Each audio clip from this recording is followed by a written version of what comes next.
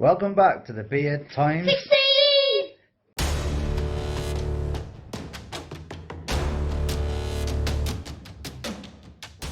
16! A massive thank you to Amelia, Georgia, and Max was in there, I think, somewhere. He just jumped in the wrong direction.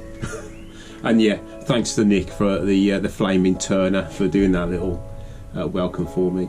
This week we're doing a restoration project. I've been wanting to do one of these for a while now. I noticed there's a lot of makers doing this.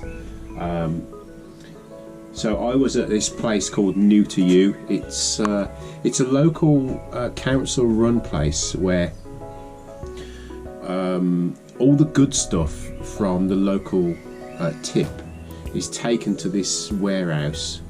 Stuff that can be used again, and the council sell it on for a real ridiculously small price, and all that money goes to charity. So I found this pillar drill. It's a hand crank pillar drill. It's made in England. I don't know how old it is, but as you're cranking it, you've got like a flywheel on top that brings the weight down, and there's some kind of mechanism which I'll have a look at in a minute that brings the chuck down with it. I don't know. So I'm not going to go mad. I'm not going to paint it. I'm going to restore it to a working tool, because I use it for, you know, the delicate stuff. Anyway, right, let's get to it. Right, so here it is. I think that's your plate that you bring up and down. That's your bed, and there's your chuck. This is the mechanism that turns the chuck. And look at the top here, you've got some kind of a flywheel, but you can lock this, and I think this is what it does. And the whole thing then, as you're turning, starts to descend down into what you're drilling into. But then you can have it so that I think this is how you do it. I'll find out when I take it apart. That it just literally drills. I don't know why you wouldn't want it going down, but anyway, let's take it apart and have a look.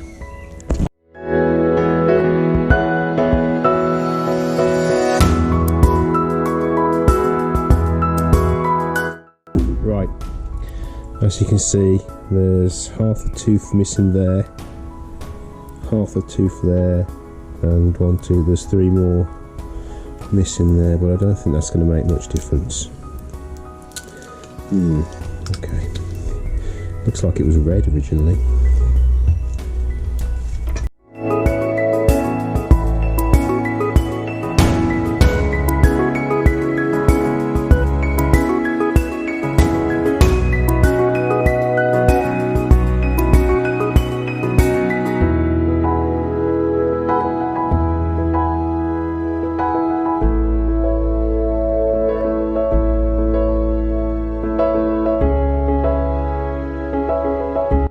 The bare frame of the drill all stripped down.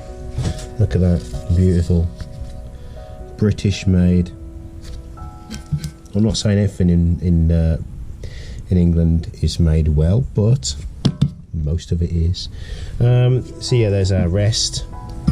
Came out quite easy. I didn't have to force anything off, to be honest. I'm just a little bit concerned about those teeth missing, but I don't think it's going to make much of a difference. This, I'm probably going to have to drill that off and make a new wooden handle on the lathe for that. So we might end up losing this original part of it, because unless I can heat that up and ping it back over, yeah, that's what I'll do. I'll heat that up and ping it back over. The chuck is in really good condition. Don't know if you can see inside there. You probably can't on camera, but yeah, it's all good. I'm not going to actually take the chuck apart because I'm wondering, am I going to be able to get those? It works as it is, and am I going to mess it up inside? It looks like there's the key for that, and those teeth look alright on there as well. Okay, that's fine. It looks like we are missing just one bearing. Luckily I've got tons of Sturmey-Archer and all that sort of bearings that I might be able to match up. It's just one bearing. None of them are pitted. The cup isn't pitted in any way, so I'm happy about that. And all this, I'm not sure if this has been painted green or it was been painted red. I don't know. We'll see what happens when we get a bit of this colour brought back. I'm not sure what these bits were that were like stuck onto here. Maybe it was chained on, I don't know. Flywheel looks in pretty good condition. Brass washer, it hasn't worn down at all. Yeah, it's took a clouting from the top, but I think we can clean that up nice. And the main shaft, that all looks good to me, to be honest. I like the way that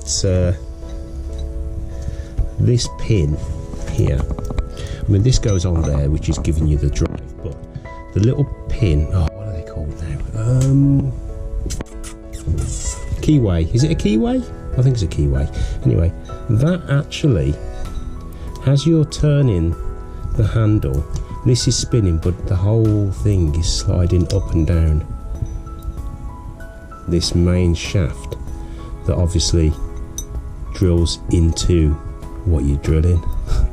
I love it. You may think it's sad that I get excited over this sort of stuff, but I do, and I don't care. Right, so that's it for this until I come back. Now I'm off to camp with the scouts for the weekend, so I'll crack on with this when I get home.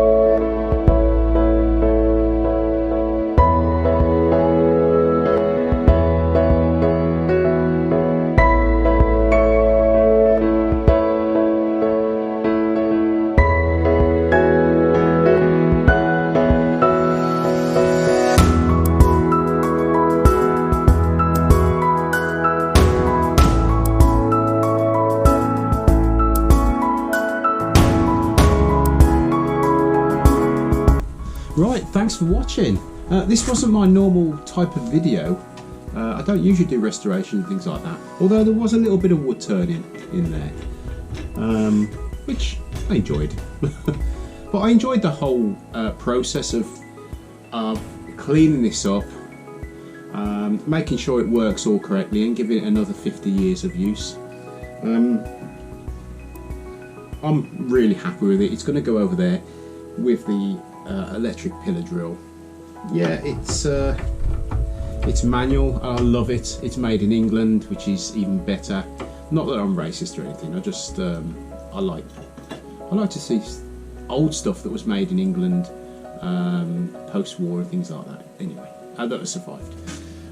So this will stay in the family for many years. I'll pass it on to Jake. Hopefully Jake will keep it going and then pass it on to his first son. The two little 1, 2, 3, 4, the 4 or 5 teeth that are missing make no difference whatsoever. It still functions perfectly. It's a shame I couldn't get the original type of handle for it. I don't know what it would have been. I suppose it would have been wood, but I just had to tap a new thread onto the end of that. Luckily it was strong enough to do that. But anyway, like I say, thanks for watching and I'll see you next time.